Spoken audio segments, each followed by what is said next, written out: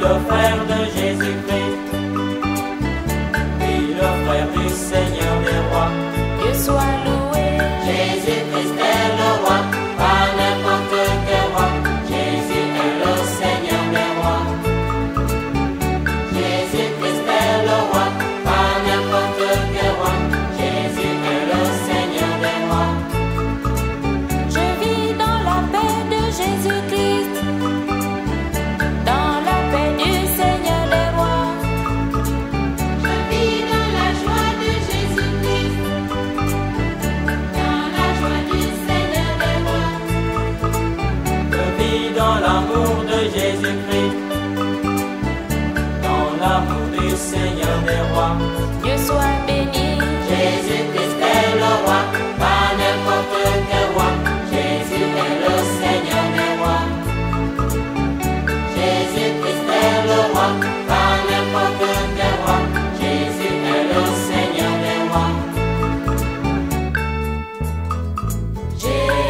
Jésus, tu sais tu es mon ami très spécial. Jésus, tu sais tu es mon ami très spécial. Jésus, tu sais tu es mon ami très spécial.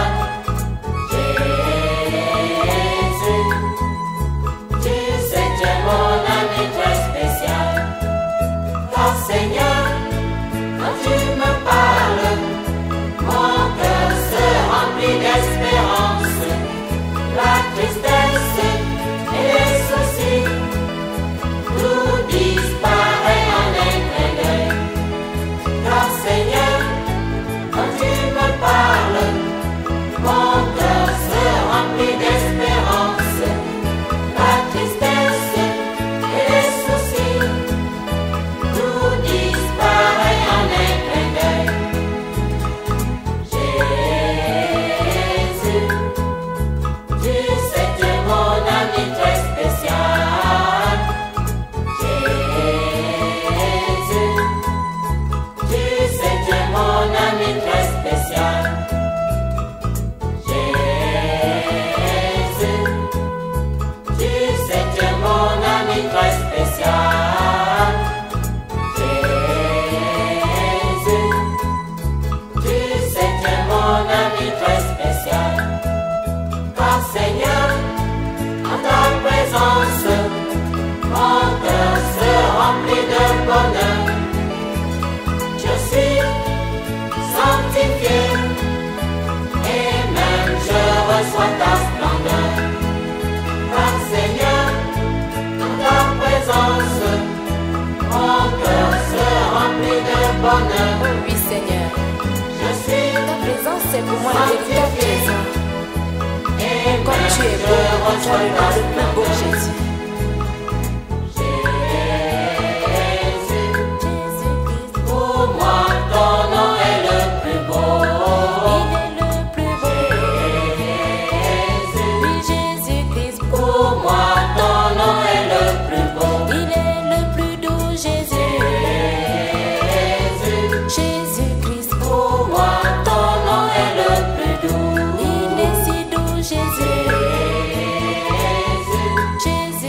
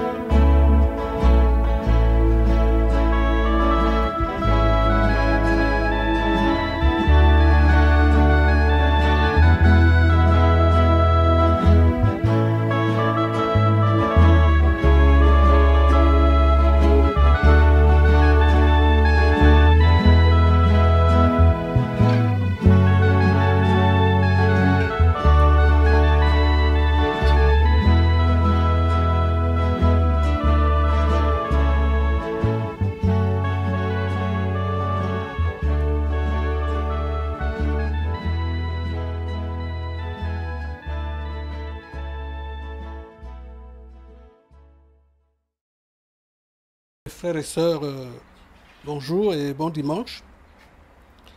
Aujourd'hui, je ne ferai pas de prédication. Je vais vous adresser simplement une convocation de prière pour ce soir de 18h30 à 19h. Donc, je vous invite donc pendant 30 minutes à vous arrêter pour prier.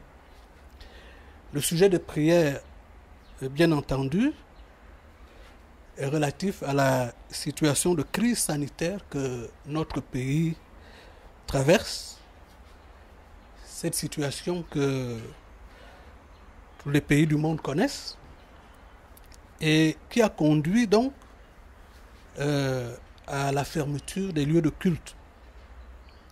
Nous voulons pouvoir retrouver la liberté que nous avions de proclamer l'Évangile et de nous réunir pour célébrer ensemble le Seigneur dans le lieu de culte. Voilà donc le sujet. Et je vais donc, à l'occasion de cette invitation, de cette convocation, je veux vous rappeler deux situations. Il y en a plusieurs. Mais deux situations dans la Bible où les enfants de Dieu ont été mobilisés à crier à Dieu, pour crier à Dieu, c'est-à-dire à prier. Et j'en profiterai aussi pour rappeler ce que la prière n'est pas et ce qu'elle est. Nous savons tous que Dieu est le juge suprême.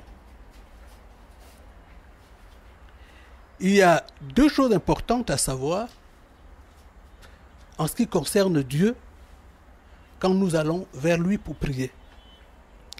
La première, c'est que Dieu est juste.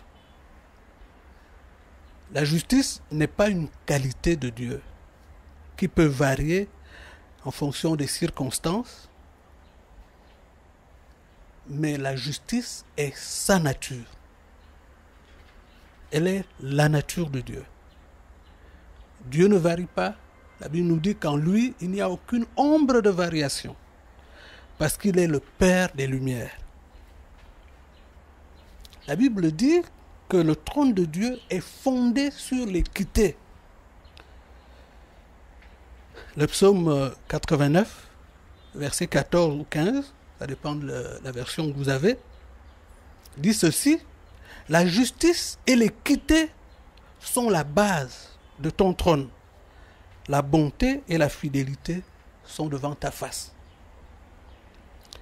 La deuxième chose que je vais rappeler, et qui est en réalité une conséquence de la première, c'est que Dieu juge sans parti pris.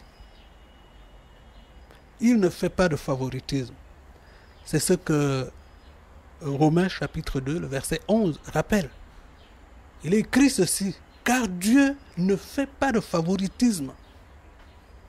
Donc, nous ne pouvons pas aller vers Dieu tout simplement en disant: nous sommes tes enfants, prends notre part, prends notre parti, même si ça doit consister à amener Dieu à cautionner l'injustice. Dieu ne peut pas cautionner l'injustice. On ne peut pas demander à Dieu de tricher avec nous si nous demeurons dans la fausseté. Voilà pourquoi nous devons nous assurer d'abord que nous sommes justes. Non pas de notre propre justice, parce que la Bible dit que la propre justice de l'homme, la propre justice humaine, est comme un vêtement souillé devant Dieu. Mais c'est la justice qui vient de notre union avec Jésus-Christ par notre repentance et le pardon de nos péchés. Comme nous le rappelle l'épître de Romains, chapitre 4, le verset 25, qui dit ceci: il a été livré pour nos fautes et Dieu l'a ressuscité pour que nous soyons déclarés justes. Il s'agit bien sûr de Jésus-Christ. Lisons maintenant ces deux textes. Le premier, c'est le chapitre 4 du livre d'Esther. Je vous exhorte à lire entièrement ce livre qui n'est pas très long. Nous allons lire pour l'instant le chapitre 4 entièrement. Mardochée, ayant appris tout ce qui se passait, déchira ses vêtements, s'enveloppa d'un sac et se couvrit de cendres. Puis il alla au milieu de la ville en poussant avec force des cris amers. Et se rendit jusqu'à la porte du roi, dont l'entrée était interdite à toute personne revêtue d'un sac.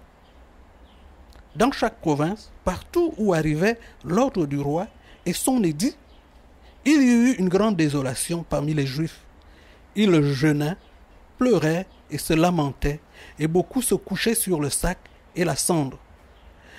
Les servantes d'Esther et ses eunuques vinrent lui annoncer cela, et la reine fut très effrayée. Elle envoya des vêtements à Mardochée pour le couvrir et lui faire ôter son sac, mais il ne les accepta pas. Alors Esther appela Hathach, l'un des eunuques que le roi avait placé auprès d'elle, et elle le chargea d'aller demander à Mardochée ce que c'était et d'où cela venait. Hathach se rendit vers Mardochée sur la place de la ville, devant la porte du roi. Et Mardochée lui raconta tout ce qui lui était arrivé. Il lui indiqua la somme d'argent qu'Aman avait promis de livrer au trésor du roi en retour du massacre des Juifs. Il lui donna aussi une copie de l'édit publié dans Suse en vue de leur destruction, afin qu'il le montrât à Esther et lui fit tout connaître. Et il ordonna qu'Esther se rendît chez le roi pour lui demander grâce et l'implorer en faveur de son peuple. Hathach vint rapporter à Esther les paroles de Mardochée. Esther chargea Hathach d'aller dire à Mardochée: tous les serviteurs du roi et le peuple des provinces du roi savent qu'il existe une loi portant peine de mort contre quiconque, homme ou femme, entre chez le roi dans la cour intérieure sans avoir été appelé. Celui-là seul a la vie sauve, à qui le roi tend le sceptre d'or. Et moi, je n'ai point été appelé auprès du roi depuis 30 jours. Lorsque les paroles d'Esther eurent été rapportées à Mardochée, Mardochée fit répondre à Esther: ne t'imagine pas que tu échapperas seul d'entre tous les Juifs, parce que tu es dans la maison du roi. Car si tu te tais maintenant, le secours et la délivrance surgiront d'autre part pour les Juifs, et toi et la maison de ton père vous périrez. Et qui sait si ce n'est pas pour un temps comme celui-ci que tu es parvenu à la royauté. Esther envoya dire à Mardochée: va, rassemble tous les Juifs qui se trouvent à Suse, et jeûnez pour moi, sans manger ni boire, pendant 3 jours, ni la nuit ni le jour. Moi aussi je jeûnerai, de même avec mes servantes, puis j'entrerai chez le roi malgré la loi. Et si je dois périr, je périrai. Mardochée s'en alla et fit tout ce qu'Esther lui avait ordonné. Le deuxième texte, c'est un texte du Nouveau Testament, du livre de Actes. C'est donc Actes chapitre 4, à partir du verset 8. Alors Pierre, rempli du Saint-Esprit, leur dit: chefs du peuple et anciens d'Israël, puisque nous sommes interrogés aujourd'hui sur un bienfait accordé à un homme malade, afin que nous disions comment il a été guéri, sachez-le tous, et que tout le peuple d'Israël le sache, c'est par le nom de Jésus de Nazareth que vous avez crucifié et que Dieu a ressuscité des morts. C'est par lui que cet homme se présente en pleine santé devant vous. Jésus est la pierre rejetée par vous qui bâtissez et qui est devenue la principale de l'angle. Il n'y a de salut en aucun autre, car il n'y a sous le ciel aucun autre nom qui a été donné parmi les hommes par lequel nous devions être sauvés. Lorsqu'ils virent l'assurance de Pierre et de Jean, ils furent étonnés, sachant que c'étaient des hommes du peuple sans instruction. Et ils les reconnurent pour avoir été avec Jésus. Mais comme ils voyaient là, près d'eux, l'homme qui avait été guéri, ils n'avaient rien à répliquer. Ils leur ordonnèrent de sortir du Sanhédrin et ils délibérèrent entre eux, disant: que ferons-nous de ces hommes? Car il est manifeste pour tous les habitants de Jérusalem qu'un miracle signalé a été accompli par eux. Et nous ne pouvons pas le nier. Mais afin que la chose ne se répande pas davantage parmi le peuple, défendons-leur avec menace de parler désormais à qui que ce soit de ce nom-là. Et les voyants, les ayant appelés, ils leur défendirent absolument de parler et d'enseigner au nom de Jésus. Pierre et Jean leur répondirent, « Jugez s'il est juste devant Dieu de vous obéir plutôt qu'à Dieu. Car nous ne pouvons pas ne pas parler de ce que nous avons vu et entendu. » Ils leur firent de nouvelles menaces et les relâchèrent, ne sachant comment les punir à cause du peuple, parce que tous glorifiaient Dieu de ce qui était arrivé. Car l'homme qui avait été l'objet de cette guérison miraculeuse était âgé de plus de 40 ans. Après avoir été relâchés, ils allèrent vers les leurs et racontèrent tout ce que les principaux sacrificateurs et les anciens leur avaient dit. Verset 24. Lorsqu'ils l'eurent entendu, ils élevèrent à Dieu la voix tous ensemble et dirent, « Seigneur, toi qui as fait le ciel et la terre, la mer et tout ce qui s'y trouve, c'est toi qui as dit par le Saint-Esprit, par la bouche de notre Père, ton serviteur David. Pourquoi ce tumulte parmi les nations, ces vaines pensées parmi les peuples? Les rois de la terre se sont soulevés et les princes se sont ligués contre le Seigneur et contre son oint.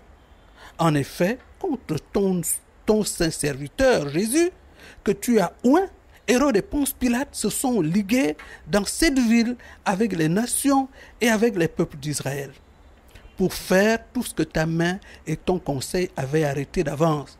Verset 29. Et maintenant, Seigneur, vois leurs menaces et donne à tes serviteurs d'annoncer ta parole avec une pleine assurance. Dans la première histoire, c'est Esther qui convoque les Juifs à la prière. Parce que Aman, poussé par la jalousie, par le mauvais cœur et des manipulations, a amené le roi à faire un édit qui autorise l'extermination du peuple de Dieu. Vous savez que c'est lui-même, Aman, qui a fini par être pendu dans l'échafaudage qu'il avait préparé pour pendre Mardochée, l'oncle d'Esther. Donc, par le jeûne et la prière, Esther a obtenu que le roi fasse un autre édit qui a permis aux Juifs d'être délivrés de cette situation désespérée. Dans le deuxième texte, les chrétiens sont persécutés à Jérusalem, où on leur interdit de continuer à parler de Jésus-Christ. Ils élevèrent leur voix à Dieu dans une prière collective. Et qu'a fait Dieu? Il leur a donné plus d'assurance. Mais il n'a pas arrêté la persécution. Vous savez que plus tard, Étienne, un des diacres, a été exécuté par lapidation. Mais cette situation a poussé les disciples à aller plus loin de Jérusalem, à annoncer la parole de Dieu. Il y a eu plusieurs conversions, dont celle de Saul. Saul, qui était présent lorsqu'on a exécuté Étienne et qui plus tard est devenu, après sa conversion, le célèbre apôtre Paul. Donc, deux prières pour des situations de persécution. Dans le premier cas, on peut dire qu'il y a eu une délivrance. Et dans le deuxième cas, on peut penser que Dieu a abandonné son peuple. En réalité, Dieu a bel et bien exaucé la prière dans les deux cas.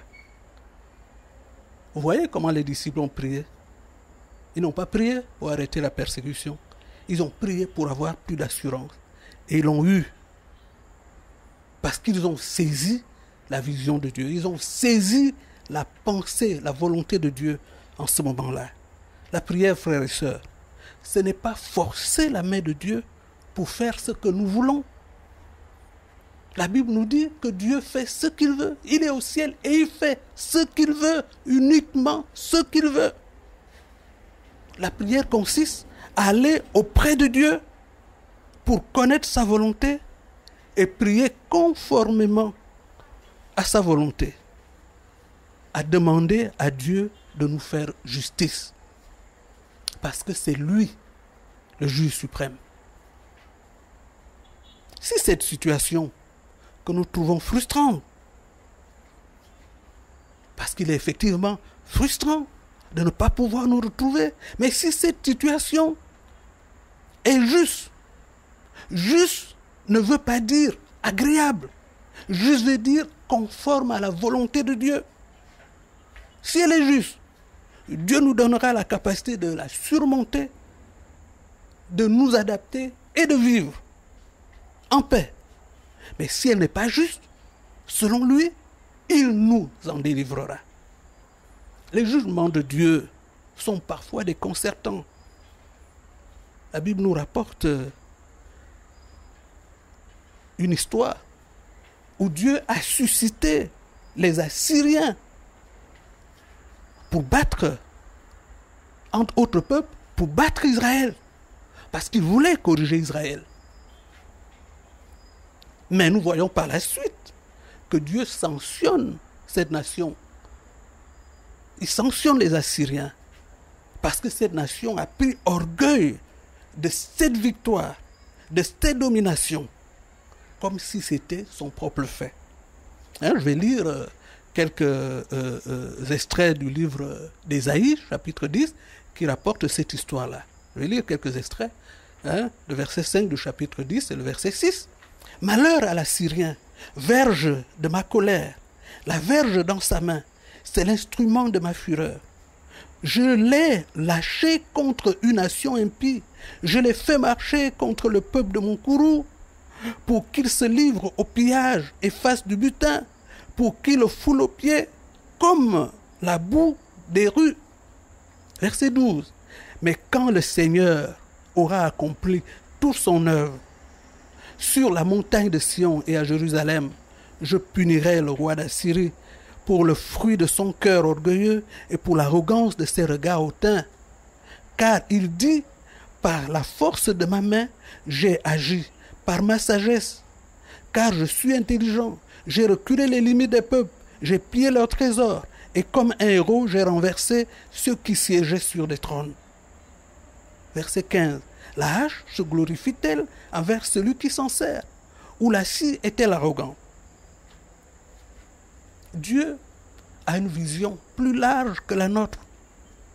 Il ne découvre pas les situations au moment où nous les découvrons. Dieu sait tout d'avance. Il est le maître des temps et des circonstances, nous dit la Bible. Nous devons, frères et sœurs, humblement entrer dans sa vision des choses pour prier. Nous avançons avec humilité ce soir, en famille ou seul chez vous. Prenez 30 minutes, sans vous précipiter dans des bavardages inutiles, dans des paroles vaines, comme dit la Bible. Mais dans le calme, assurez-vous que chaque mot est bien ce que vous voulez dire au Seigneur. J'ai la certitude, frères et sœurs, que notre Dieu se lèvera.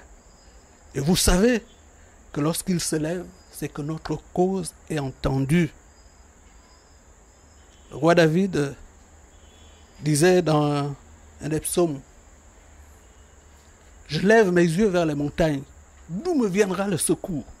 Les montagnes, ce sont les lieux naturellement élevés. Mais ensuite, il a compris que le secours ne vient pas des lieux naturellement élevés. Le secours vient de l'Éternel.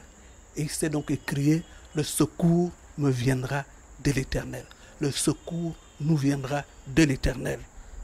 Rendez-vous ce soir, à distance certes, mais unis dans le même esprit, le Saint-Esprit, l'Esprit de Dieu.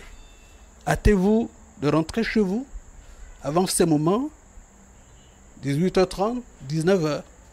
Mais si vous êtes surpris hors de chez vous, même en voiture, garez-vous pour prendre ces 30 minutes de silence, de prière jusqu'à 19h. Il vous restera encore 1 heure pour rentrer chez vous avant le couvre-feu. Soyez bénis. Amen.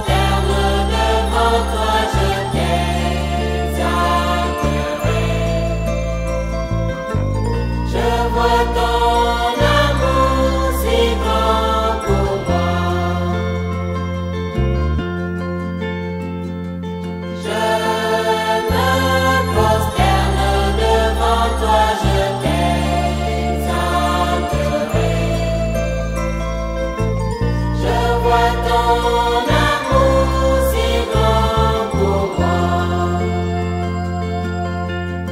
Devant lui, tout genou fléchira. Il est si adorable. Oui, si adorable que nous ne pouvons nous empêcher de l'adorer. C'est vrai que son amour est si grand pour nous. Prosternons-nous devant sa majesté. Contemplons sa magnificence. Notre Seigneur est si magnifique et si beau sur son trône de gloire.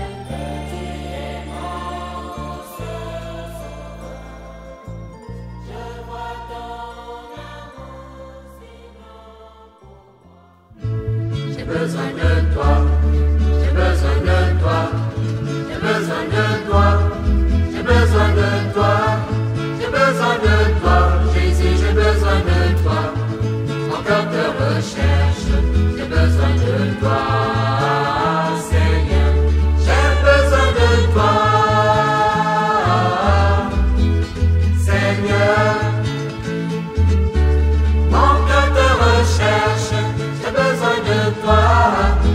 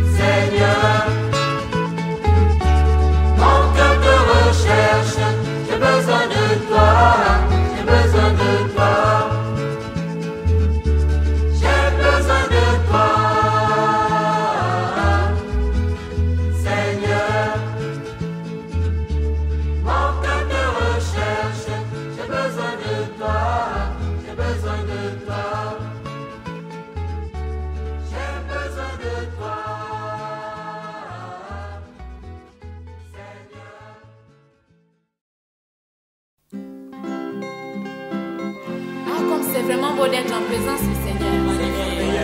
Alors vous avez quelque chose à lui dire en retour? Nous le bénissons. Moi aussi je veux le bénir. Il mérite vraiment d'être béni. Oui. Nous pouvons le bénir vraiment de tout notre cœur. Mon Dieu, je te bénis à jamais, mon Dieu, je te bénis, toi qui m'as élevé, à jamais, mon Dieu, je te bénis, mon Dieu, je te bénis, à jamais, mon Dieu, je te bénis, toi qui m'as élevé, à jamais, mon Dieu, je te bénis. Ma joie est immense de contempler ta magnificence. Ma joie est immense devant ta douce présence, mon Dieu, je te bénis. À jamais, mon Dieu, je te bénis, toi qui m'as élevé. À jamais, mon Dieu, je te bénis, mon Dieu, je te bénis. À jamais, mon Dieu, je te bénis, toi qui m'as élevé. À jamais, mon Dieu, je te bénis. À ta droite, Seigneur, tes délices sont éternelles. À ta droite, Seigneur, je connais ton véritable règne, mon Dieu, je te Oh Seigneur, bénis. vraiment comme c'est beau. À jamais, Je peux vraiment vivre dans ton règne. mon Dieu, je te bénis. Seigneur, c'est un privilège que tu me fais. Et je peux te bénir. Oui, te bénir. Mon cœur te bénit, Jésus. Mon cœur te bénit. Toi qui as su m'élever. Toi qui as su me transformer.